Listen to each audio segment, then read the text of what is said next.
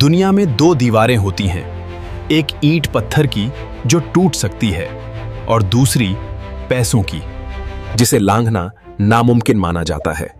यह कहानी उसी दूसरी दीवार को चकनाचूर करने की है।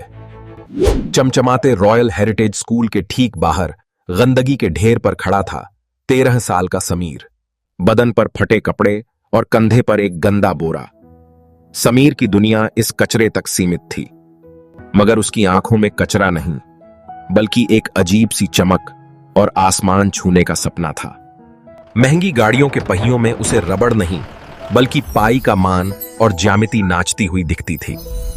स्कूल की गगनचुंबी इमारत में उसे ईंटें नहीं बल्कि त्रिकोणमिति के सुलझे हुए एंगल्स नजर आते थे। लेकिन हकीकत कड़वी थी। लोग उसे नाक सिकोड़ कर देखते और गार्ड डंडे मारकर भगा देता। क्लास में गहरा सन्नाटा था। तभी जूतों की ठक ठक के साथ एक शख्स दाखिल हुआ। ये थे प्रोफेसर महाजन। चेहरे पर ऐसी सख्ती मानो पूरी दुनिया का ज्ञान समेटे हों। उन्होंने जेब से चौक निकाला। अगले कुछ पल सिर्फ चौक के घिसने की तेज आवाज गूंजी। उन्होंने बोर्ड पर एक समीकरण लिखा। वो इतना लंबा था कि बोर्ड का एक सिरा दूसरे तक भर गया। प्रोफेसर ने एक मखमली बॉक्स निकाला। जैसे ही वो खुला, क्लास की लाइट्स में एक चीज चमचमा उठी। इसे देखो, इसे द गॉड इक्वेशन कहते हैं। मैंने इसे हल करने में 15 साल लगा दिए पर नाकाम रहा। अगर कल सुबह तक किसी ने इसे हल कर दिया तो ये बेशकीमती गोल्डन पेन उसका होगा। तभी अरमान खड़ा हुआ। उसने एक लापरवाह मुस्कान के साथ कहा, सर प्लीज, जब 15 साल में आपसे यह नहीं हुआ तो हम क्या चीज हैं? ये सब टाइम वेस्ट है। प्रोफेसर का चेहरा लाल हो गया। उन्होंने गुस्से में डस्टर पटका। खामोश, यही दिक्कत है तुम लोगों की। घंटी बजी और क्लास खाली हो गई, पर वो गॉड इक्वेशन बोर्ड पर एक खामोश चुनौती बनकर रह गया। सूरज ढल गया। स्कूल की वो मॉडर्न बिल्डिंग अब अंधेरे में किसी सोए हुए दैत्य जैसी लग रही थी, लेकिन सन्नाटे में एक परछाई हिल रही थी। ये समीर था, जिसकी आंखों में वो सवाल अब भी नाच रहा था। रात के 2 बज रहे थे। समीर ने अपनी पुरानी चप्पलें उतार दी और दबे पांव आगे बढ़ा। एक बिल्ली जैसी खामोशी और फुर्ती के साथ वो खुली हुई खिड़की से क्लासरूम के अंदर कूद गया। अंदर का नजारा किसी दूसरी दुनिया जैसा था। एसी की नीली लाइटें अंधेरे में जुगनू की तरह चमक रही थीं। वो धीरे धीरे चलते हुए उस विशाल ब्लैकबोर्ड के पास पहुंचा। उसके दिल की धड़कनें सन्नाटे में गूंज रही थीं।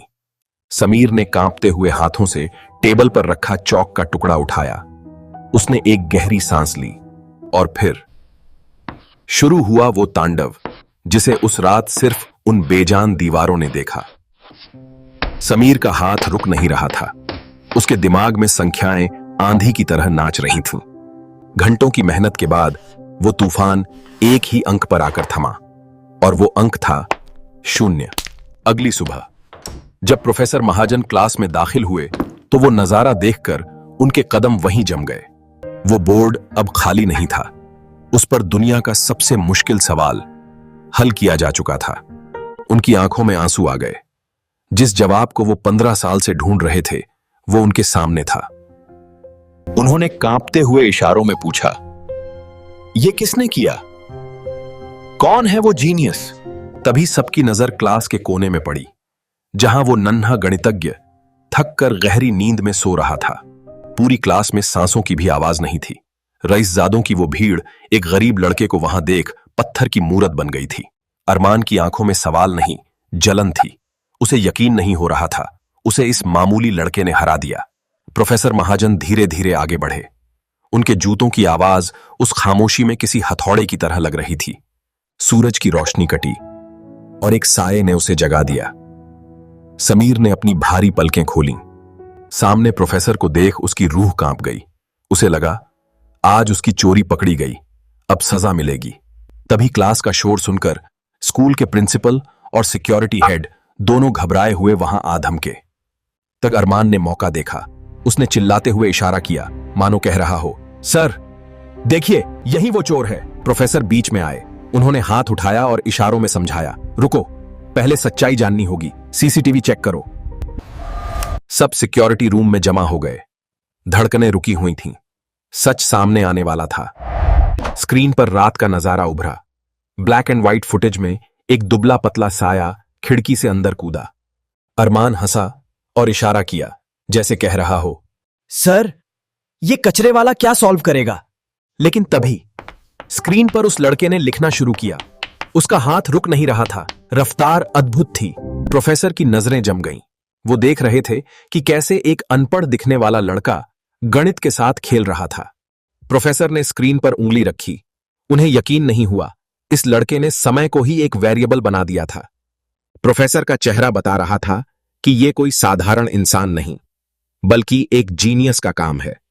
अरमान की हंसी गले में ही अटक गई। उसे अपनी आंखों पर यकीन नहीं हो रहा था।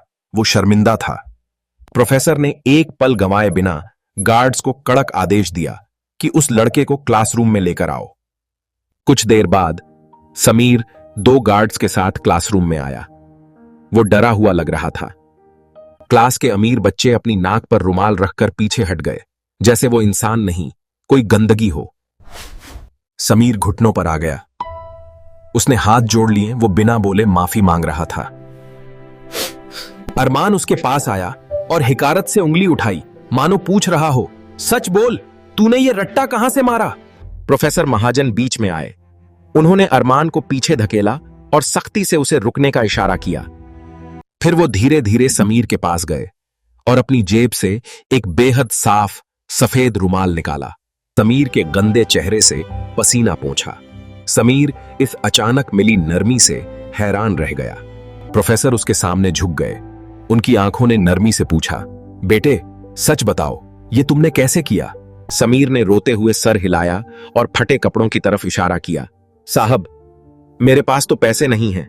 उसने इशारों में बताया कि वो रद्दी से फटी हुई किताबें मांग कर लाता है और कचरे में मिले पन्नों से सीखता है। प्रोफेसर ने हैरानी से हाथ फैलाए। उनकी खामोशी पूछ रही थी, लेकिन ये एडवांस मैथमेटिक्स? जवाब में समीर ने अपने हाथ दिखाए। वो हथेलियां कोयले की कालिक से काली पड़ी थीं और सख्त थीं। उसने जमीन से कुछ उठाने का नाटक किया, मानो बता रहा हो कि वो कोयले से दीवारों पर लिखता है।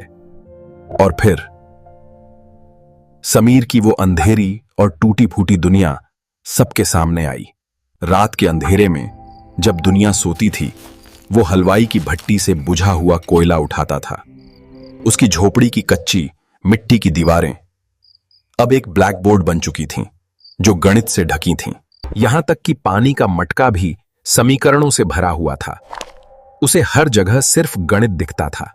जब जगह भर जाती, वो गीले कपड़े से उसे मिटाता और फिर से लिखना शुरू कर देता। कल जब उसने खिड़की से वो गॉड इक्वेशन देखा, तो उसे लगा अगर वो उसे हल नहीं करेगा तो दम घुट जाएगा। समीर ने फिर हाथ जोड़ लिए। उसका रोना बता रहा था, माफ कर दो साहब, मुझसे गलती हो गई। क्लास में अब सन्नाटा नहीं, मातम जैसा माहौल था।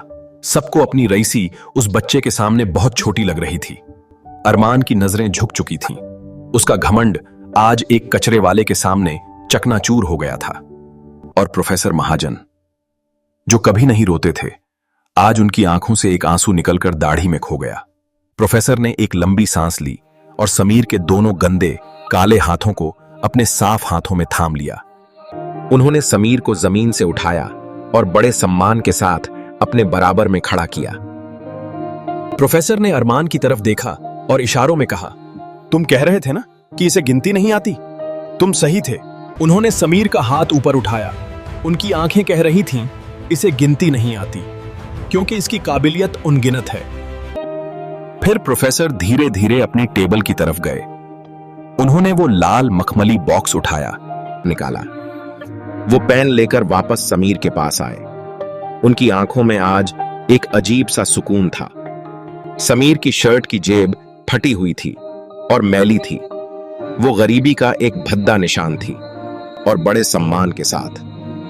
प्रोफेसर ने वो बेशकीमती पेन उस फटी और गंदी जेब में लगा दिया। प्रोफेसर ने जेब थपथपाई। उनका भाव था, समीर, आज ये पेन उस हाथ को मिला है जो इसका असली हकदार है। समीर कांपते हुए पीछे हटा। उसने डरे हुए इशारों में मना किया। साहब! प्रोफेसर ने उसे कंधे से पकड़ा और सख्ती से न में सिर हिलाया। नहीं, आज से तुम कचरा नहीं उठाओगे। उन्होंने छाती पर हाथ रखा, मानो वादा कर रहे हों। तुम्हारी पढ़ाई, तुम्हारा खर्चा, इस स्कूल में एडमिशन, सब मेरी जिम्मेदारी। यह सुनकर समीर भावुक हो गया। उसे अपनी किस्मत पर यकीन नहीं हो रहा था। प्रोफेसर ने उसे उठाया और गले लगा लिया। आज एक शिक्षक को उसका सबसे बड़ा शिष्य मिल गया था। खामोशी टूटी। क्लास में पीछे से एक अकेली ताली बजने की आवाज आई। फिर अरमान ने भी धीरे धीरे ताली बजाना शुरू किया। उसका सर शर्म से झुका हुआ था और देखते ही देखते पूरा हॉल तालियों की गड़गड़ाहट से गूंज उठा। ये जीत की गूंज थी। शाम को समीर उस आलीशान गेट से बाहर निकला। उसकी चाल बदल चुकी थी। उसमें आत्मविश्वास था। उसकी नजर गेट के पास पड़े अपने उस पुराने बदबूदार प्लास्टिक के बोरे पर पड़ी। आदत से मजबूर होकर उसने झुककर वो बोरा उठाने के लिए अपना हाथ बढ़ाया। लेकिन फिर उसका हाथ हवा में ही रुक गया। उसने खुद को रोक लिया। उसने अपनी जेब में लगे उस गोल्डन पेन को छुआ। वो सिर्फ पेन नहीं, एक नए जीवन का वजन था। समीर मुस्कुराया। उसे समझ आ गया कि अब उसकी जगह कचरे में नहीं, क्लासरूम में है। उसने एक आखिरी बार उस गंदे बोरे को अपने हाथ में उठाया और पूरी ताकत से पास के बड़े डस्टबिन में फेंक दिया।